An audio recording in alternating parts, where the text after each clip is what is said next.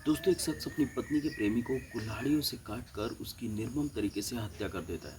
दोस्तों, उसकी पत्नी अपने प्रेमी को बचाना चाहती है, लेकिन वो दोस्तों अपनी पत्नी को भी लाठी डंडों से पीटता है और उसका सर फोड़ देता है। दोस्तों, शोर शराबा सुनने के बाद उस प्रेमी की बहन दौड़कर आती है और उस शख्स से अपने भाई की जान की भीख मांगती है। लेकिन दोस्तों, वो शख्स इतना गुस्से में होता है, वो लगातार कुल्हाड़ी से उसको मारता जाता है और मारने के बाद उसकी हत्या कर देता है। दोस्तों, इस शोर को सुनकर गांव वाले भी इकट्ठा हो जाते हैं और वो रमेश को कहते हैं कि दरवाज़ा खोल ताकि हम लोग इन लोग को हॉस्पिटल पहुंचा सके।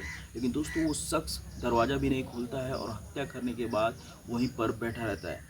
दोस्तों, तभी इस बात की सूचना पुलिस को दी जाती है। पुलिस तुरंत आती है और आने के बाद रमेश से जैसे तैसे करके दरवाज़ा खुलवाती है। दरवाज़ा खोलने के बाद उस शख्स को गिरफ्तार करती है और गिरफ्तार करने के बाद इन लोग को हॉस्पिटल भेज देती है, जहां उसकी पत्नी के प्रेमी को डॉक्टरों द्वारा मृत घोषित कर दिया जाता है। दोस्तों, इस हत्या की वजह प्रेम प्रसंग था या कुछ और?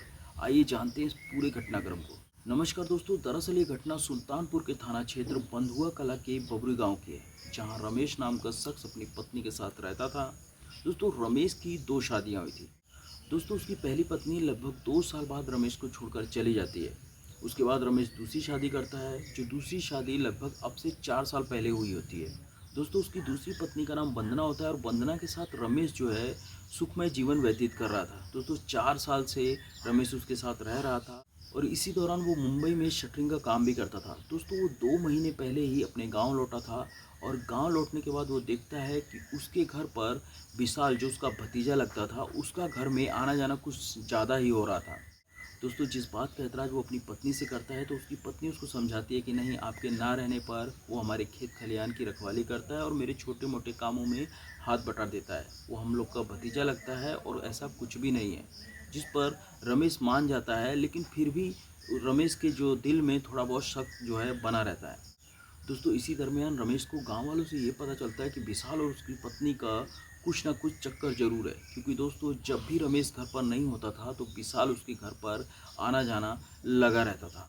दोस्तों, इस बात से रमेश का शक और भी ज़्यादा गहरा हो जाता है और वो घर आता है और घर आकर अपनी पत्नी वंदना से विशाल के बारे में बातचीत करता है और बातचीत के दौरान इन दोनों में आपस में झगड़ा हो जाता है, क्योंकि दोस्तों रमेश का शक विशाल और वंदना को लेकर और भी ज़्यादा बढ़ चुका होता है।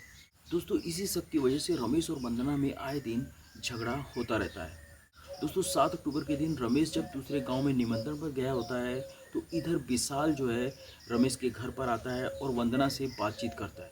दोस्तों, इसी दरमियान रमेश जब रात के तकरीबन 10 बजे निमंत्रण पर से वापस लौटता है, तो अपने घर में जाता है और घर में जाने के बाद विशाल और वंदना को आपत्तिजनक हालत में देख लेता है। दोस्तों, जिससे वो बहुत आग बबूला हो जाता है और घर में रखी हुई कुल्हाड़ी को उठाता है और विशाल के ऊपर ताबड़तोड़ कुल्हाड़ी से कई वार कर देता है।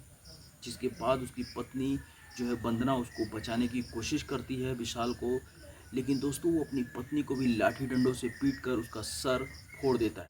दोस्तों, शोर शराबा सुनकर विशाल की बहन दौड़ कर आती है और आकर देखती है कि रमेश उसके भाई विशाल को कुल्हाड़ी से मार रहा होता है। हालांकि दरवाज़ा बंद होता है। ये सब नज़ारा उसकी बहन खिड़की से देखती है और खिड़की से देखने के बाद रमेश जो है कि उसका चाचा लगता है और रमेश को कहती है, चाचा मत मारिए, भैया को छोड़ दीजिए, उसकी जान की भीख मांगती है।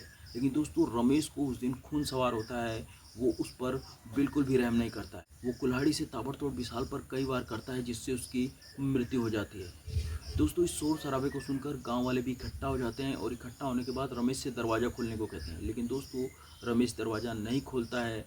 गांव वाले फिर तुरंत पुलिस को फ़ोन करते हैं। पुलिस तुरंत आती है और आने के बाद जैसे तैसे करके दरवाज़ा खुलवाती है और दरवाज़ा खुलवाने के बाद इन दोनों को उठाकर हॉस्पिटल भेजती है। हॉस्पिटल भेजने के बाद रमेश को गिरफ्तार कर लिया जाता है और उधर जो है उपचार के दौरान विशाल को डॉक्टरों द्वारा मृत घोषित कर दिया जाता है। दोस्तों, अब उधर रमेश की पत्नी को भी होश आ जाता है और जब पुलिस उसके बयान दर्ज करती है, तो वो पुलिस को बताती है कि हम लोग घर में आपस में बात कर रहे थे, तभी रमेश आता है और गुस्से में कुल्हाड़ी उठाकर विशाल को जो है मारने लगता है। मैं भी उसको बचाने जाती हूँ, लेकिन मुझको भी लाठी डंडों से पीट कर मेरा सर फोड़ देता है और मैं बेहोश हो जाती हूँ। उसके बाद क्या हुआ मुझे नहीं पता है, क्योंकि वो बेहोश हो चुकी होती है। दोस्तों, खैर विशाल के परिवार वालों की तहरीर पर रमेश पर हत्या का मुकदमा दर्ज कर उसे जेल भेज दिया जाता है।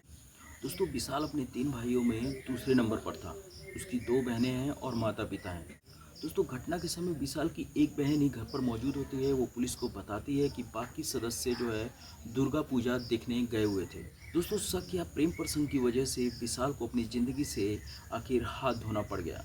दोस्तों हमारा इस घटना को लेकर आपसे यही कहना है कि आज किस पर विश्वास किया जाए और किस पर नहीं, क्योंकि दोस्तों आज रिश्तों में बिल्कुल भी विश्वास नहीं रह गया है। इसलिए दोस्तों हम तो आपसे यही कहेंगे कि आपको अगर ज़रूरत हो तभी किसी के घर जाएं, अन्यथा नहीं जाएं।